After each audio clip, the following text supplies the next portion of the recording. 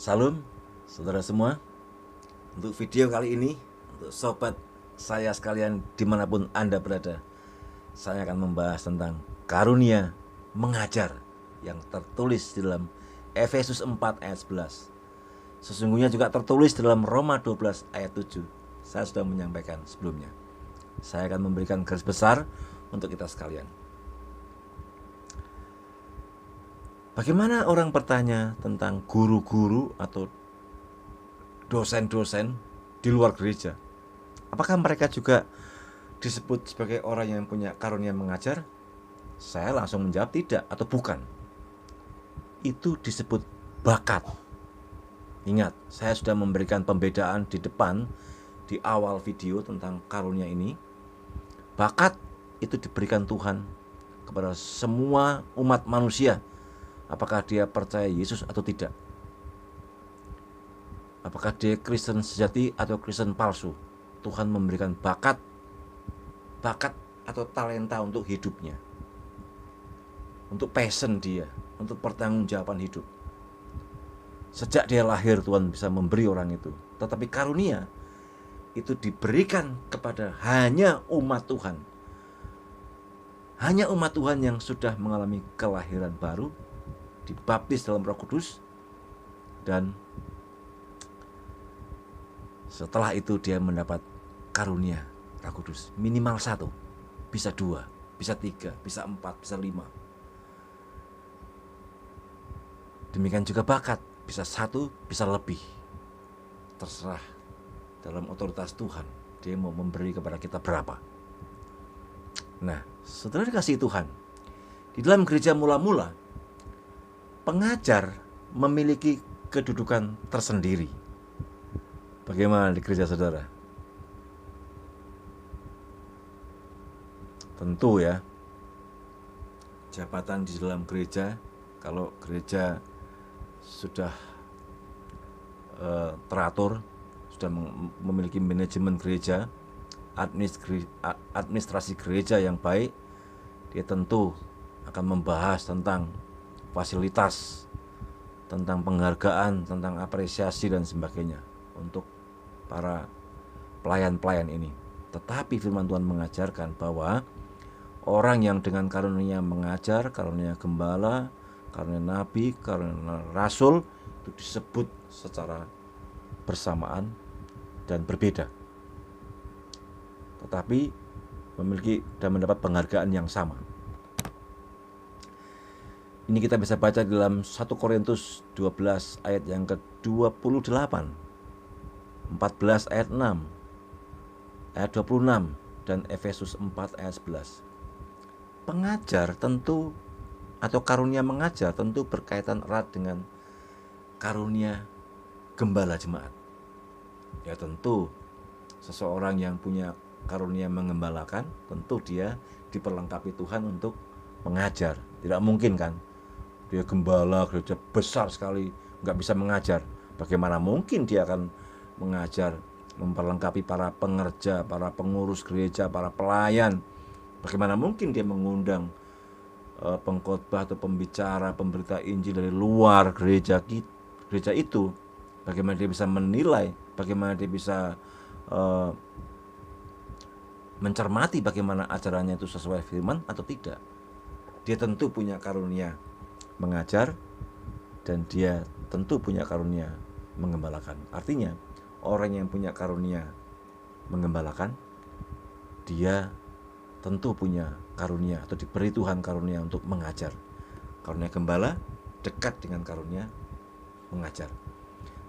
Tetapi untuk sebaliknya mungkin tidak, yaitu orang yang punya karunia mengajar, mungkin dia tidak sekaligus memiliki karunia mengembalakan. Mungkin saja dia mengajar hebat sekali, tetapi ia tidak sabar mengembalakan. Mungkin saja. Tetapi orang yang punya karunia gembala tentu atau harus memiliki karunia mengajar, untuk memberi makan dan mengembalakan umat yang digembalakan, yang dipercayakan Tuhan kepadanya. Mengajar menjadi hal yang sangat penting. Mengapa sangat penting? Di dalam Matius 28 ayat 20, mengajar itu dalam prinsip etika Kristen. Membagikan Kristus, memberitakan Kristus, memberitakan Injil, memberitakan Logos, yaitu firman yang menjadi daging, firman yang menjadi manusia, atau janji Allah dalam bentuk firman yang menjadi manusia. Ini ajaib, saudara. Tidak ada di dalam pengajaran-pengajaran di muka bumi ini yang mengatakan bahwa firman, kata-kata, Logos Allah menjadi manusia. Hanya di dalam Kristus, hanya di dalam iman Kristen. Maka ini menjadi sangat penting. Kenapa? Karena pengajar itu selain mengajar, dia membagikan hidupnya, dan terlebih membagikan hidup yang telah dihidupi atau diberi kehidupan oleh Kristus. Hidup yang di dalam Kristus itu yang dibagikan kepada para murid, kepada para mahasiswa. Jadi kalau guru Kristen itu bukan hanya membagi ilmu pengetahuan, teknologi informasi, bukan hanya itu. Guru Kristen, pengajar Kristen, membagi ilmu pengetahuan, teknologi informasi, sekaligus membagi hidupnya yang telah diubah oleh Kristus, dipenuhi oleh Kristus, dijamah oleh Kristus. Pengajar Kristen diberi kuasa oleh Roh Kudus, diberi kuasa oleh Yesus. Matius 7 ayat 28 sampai 29. Pengajar Kristen itu adalah pengajar yang mentransformasi, mentransform orang lain, para murid, untuk memiliki hidup di dalam Kristus, yaitu hidup yang berkelimpahan. Berkelimpahan sukacita, berkelimpahan kasih karunia, berkelimpahan hidup kekal di dalam Kristus. Pengajar itu dihargai secara khusus. Ini lihat di dalam tulisan Paulus 1 Timotius 5 ayat 17. Jadi pengajar itu dihargai secara spesial. Bukan hanya gembala yang dihargai secara spesial. Tanda-tanda seseorang yang memiliki karunia pengajar itu adalah bertekun dalam pengajaran firman Tuhan. Nggak mungkin dia nggak pernah bertekun dalam pengajaran firman Tuhan, tiba-tiba mengajar. Mau mengajar apa, saudara-saudara? Jangan dengarkan orang itu. Kalau dia tidak memiliki track record sebagai murid, tidak memiliki track record sebagai seorang yang belajar firman Tuhan dengan tekun untuk waktu tertentu, nggak mungkin dia menjadi pengajar, saudara. Orang buta menuntun orang buta namanya, kata Tuhan. Saudara, selain dia bertekun dalam pelajaran firman Tuhan, dia juga bertekun dalam studi ilmu pengetahuan. Jangan sampai kita menjadi pengajar firman Tuhan, tapi secara ilmu pengetahuan menjadi ngawur. Akan ditertawakan oleh dunia. Akan ditertawakan oleh orang-orang yang belum mengenal Kristus. Ini memalukan gereja. Orang yang bertekun dalam firman, dia juga bertekun dalam ilmu pengetahuan. Dia juga bertekun dalam teknologi informasi, supaya tidak gaptek. Minimal itu. Setelah itu dia berkerendahan hati. Berarti orang itu mempunyai guru, bukan tiba-tiba jadi dan menjadi pengajar. Ya, para murid saja yang berguru langsung dengan Yesus tanpa libur semester, tanpa cuti semester, tanpa libur Natal, tanpa libur Paskah, selama 3,5 tahun. Yesus masih berpesan kepada mereka, waspadalah. Akan muncul nabi-nabi palsu, guru-guru palsu setelah aku. Yesus sudah berpesan. Apalagi kita yang tidak berjumpa secara langsung dengan Yesus. Bagaimana dengan Paulus? Oh, Paulus dijumpai Tuhan. Ingat ya, bukan Paulus mencari Tuhan, bukan. Pak Tuhan yang mencari Paulus, menjumpai Paulus. Selama 3 hari, Paulus buta. Dan dalam kebutaan selama 3 hari itu, Tuhan dalam karya Roh Kudus memproses dan mengintegrasikan seluruh pembelajaran Paulus bersama sang guru Gamaliel. Bersama sang guru Gamaliel terhadap firman Kristus yang sangat singkat kepada Paulus. Saulus, Saulus, mengapa engkau menganiaya aku? Tuhan, siapakah engkau? Akulah Yesus yang engkau aniaya itu. Tetapi, dan seterusnya ya. Silakan saudara baca dalam Kisah Para Rasul. Ini adalah karya Tuhan. Jangan menjadi pedoman untuk kita. Itu Paulus bisa kok nggak berguru di sekolah Alkitab, nggak berguru dengan Yesus 3,5 tahun, dia langsung jadi rasul. Ini beda. Tuhan sudah menetapkan Paulus sebagai rasulnya.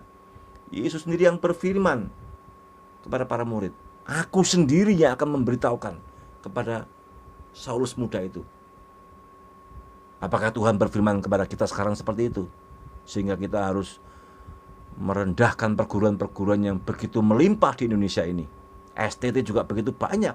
Ada yang sekolah pagi, sekolah sore, sekolah siang. Saudara bisa memilih kalau saudara sebagai seorang profesional. Saudara yang dikasihi Tuhan.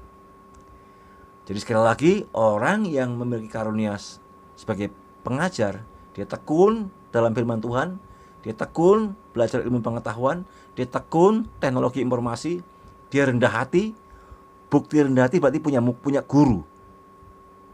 Dia mau tunduk di bawah guru. Saya pun, guru saya banyak sekali. Saudara, memang guru yang penuh kuasa, yang paling berkuasa, yang paling menentukan adalah Roh Kudus, Sang Firman hidup yang menjadi manusia. Betul. Jangan diubah-ubah ya. Kalau kita tidak bisa menghormati yang tidak terlihat, yaitu guru kita di dunia ini, bagaimana mungkin kita bisa membuktikan kita menghormati Sang Guru, yaitu Kristus yang tak terlihat? Itu tidak mungkin. Saya menambahkan tanda yang berikutnya, yaitu kalau dia punya karunia mengajar, orang itu punya minat, punya kesenangan mengumpulkan materi-materi ajar, menyusun dengan cara-cara yang menarik sesuai pada masanya. Dia juga mengamati dengan seksama seperti yang tertulis dalam Lukas 1 ayat 1 sampai 2 dan seterusnya. Setelah aku mengamati dengan seksama, aku mengumpulkan lalu membukukannya. Itu luar biasa. Saudara, apakah saudara punya karunia mengajar seperti yang tertulis dalam Efesus 4 ayat 11 atau Roma 12 ayat 7? Jika saudara merasa yakin, tanyalah kepada murid, apakah mereka sungguh-sungguh diberkati? Diberkati artinya bukan hanya senang, bukan hanya nggak ngantuk, bukan hanya itu, tetapi orang yang kita ajar itu mengalami kegairahan di dalam firman. Orang itu ingin segera insaf, ingin segera membenci dosa, ingin segera melakukan firman-Nya, ingin segera mengasihi apa yang dikasihi Tuhan, ingin segera membenci apa yang dibenci Tuhan, yaitu dosa, godaan iblis, ketamakan, keegoisan, dan seterusnya. Saudara yang dikasihi Tuhan, apakah saudara memiliki karunia mengajar? Mari lihat tanda-tandanya. Saudara, selamat melayani. Saudara jangan meremehkan kalau saudara mengajar 1 orang atau 2 orang di sekolah minggu. Mungkin 2 orang itu nanti mereka punya pengikut ribuan. Maka mengajarlah dengan setia dan dengan persiapan, baik kebersandaran penuh terhadap kuasa Roh Kudus maupun persiapan secara pribadi. Mengumpulkan materi, menyiapkan materi dengan menarik, dengan apik, dan mengintegrasikan dengan ayat-ayat yang lain, supaya pengajaran saudara tidak bertentangan dengan kebenaran firman Tuhan yang tertulis di kitab yang lain. Tuhan memberkati saudara sekalian di dalam pelayanan kita masing-masing. Salam.